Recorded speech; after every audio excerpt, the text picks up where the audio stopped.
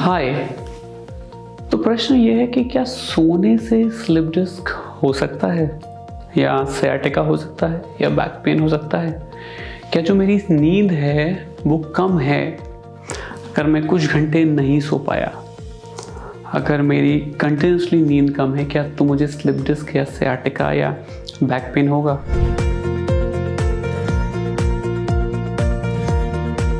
अब इसका जो जवाब है वो बहुआयामी है। बहुआयामी को इंग्लिश में कहते हैं मल्टीफैक्टोरियल। क्योंकि कई बार आप देखते हैं कि दो चीज़ों में डायरेक्ट कनेक्शन नहीं होता, लेकिन इनडायरेक्ट कनेक्शन होता है।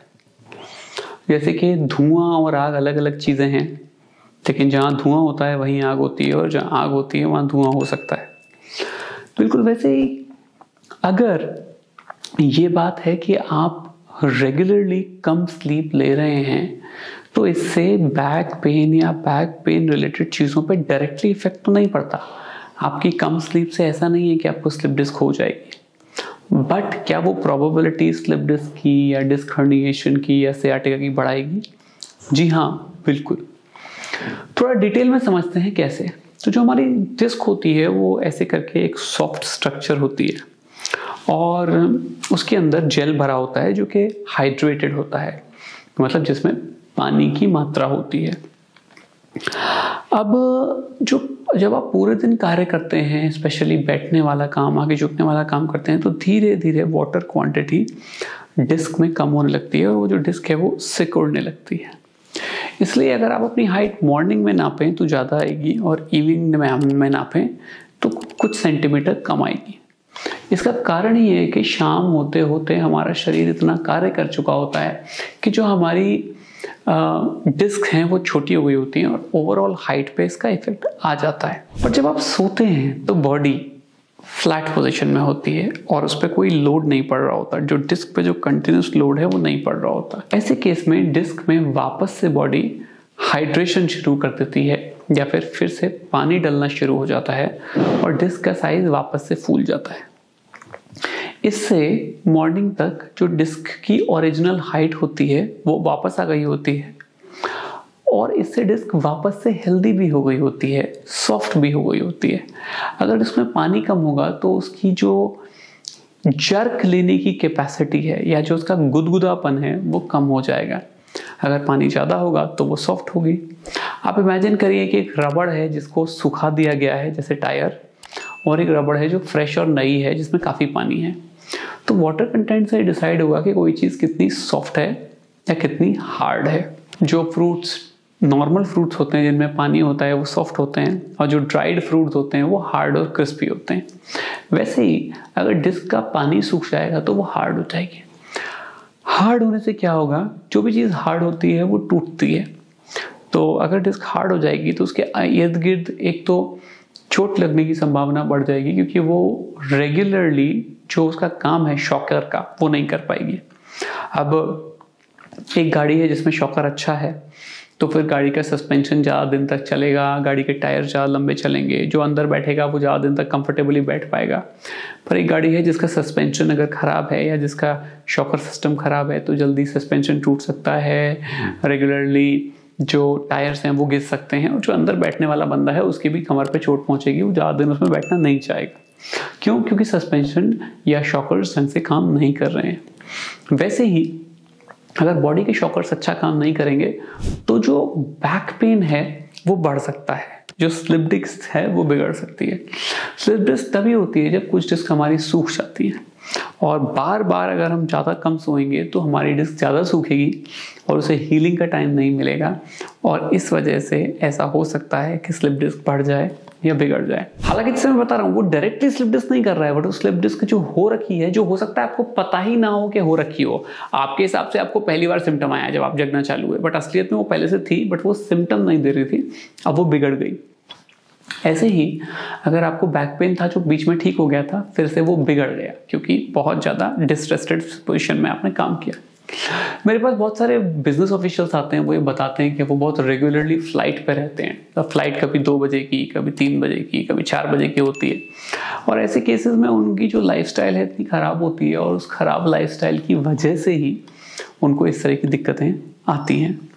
तो मेरा मानना ये है कि अगर आपको स्लिप डिस्क या बैक पेन है तो ऐसे केस में तो बहुत स्पेशली आपको नींद का ध्यान रखना चाहिए, लाइफस्टाइल का ध्यान रखना चाहिए।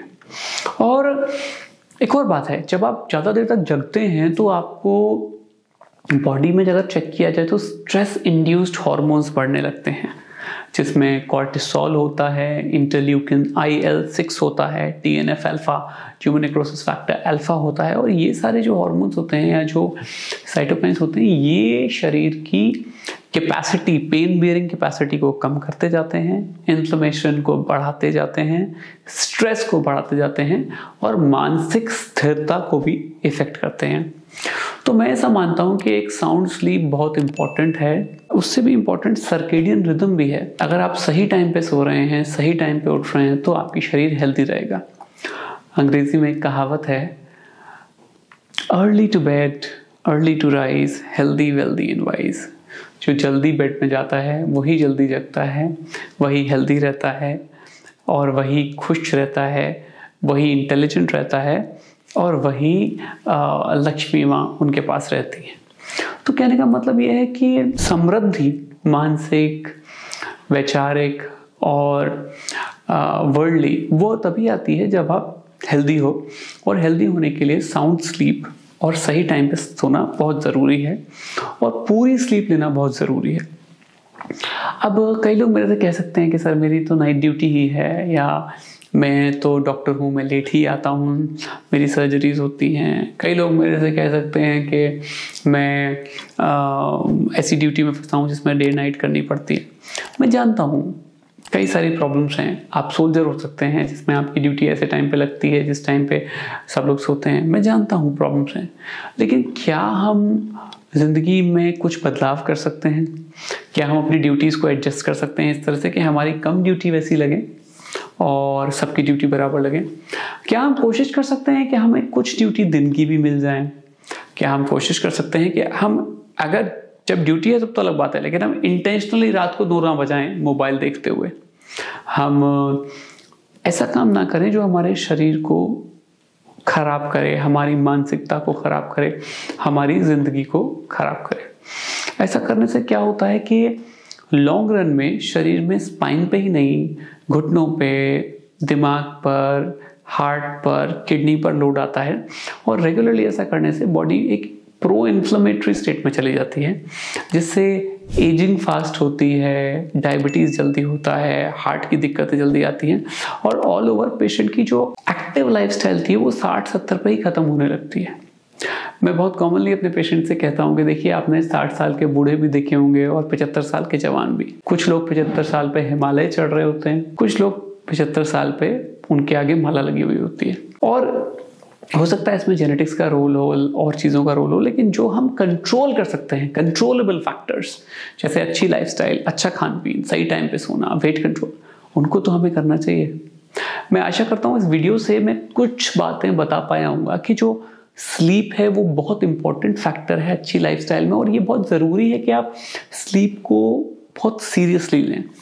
एक नॉर्मल आदमी को 6-7 घंटे की स्लीप लेनी ही चाहिए। एक स्पेशल एक्सेप्शन है, अगर आप रेगुलर योगासन योगी हैं और आप 1.5-2 घंटे मेडिटेट करते हैं।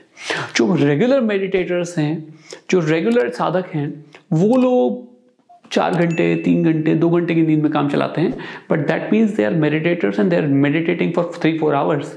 तो उनका मेडिटेशन प्लस स्लीप मिला के 6-7 घंटे हो जाता है।